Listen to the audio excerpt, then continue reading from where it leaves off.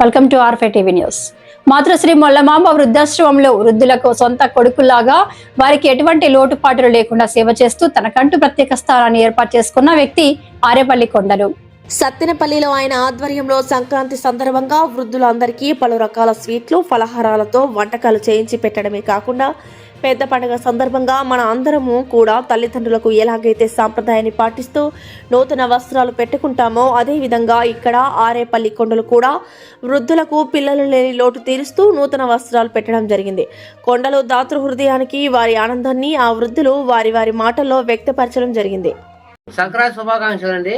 ఇవాళ మేము పండుగ సందర్భంగా గారెలు, పులిహార, పాయసం, స్వీటు, లడ్డు, అరసలు, పప్పు, వంకాయ కూర, గోంగూర చట్నీ, టమాటా చట్నీ, సాంబారు, మామూలు భోజనం బాగా తృప్తిగా తిన్నామండి. మా ఓనరు మాకు కొత్త బట్టలు పెట్టాడు.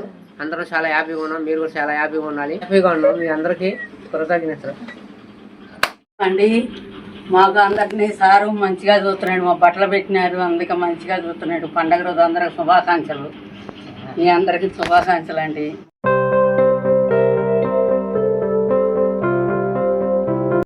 క్లాస్గా చూస్తున్నారు. కొత్త బట్టలు అందరికి ఇచ్చారు. బాగున్నాము. అన్నం బాగా పెడతారు. అన్నీ బాగా జరుగుతున్నాయి. మాకు ఇక్కడ లోటు లేదు.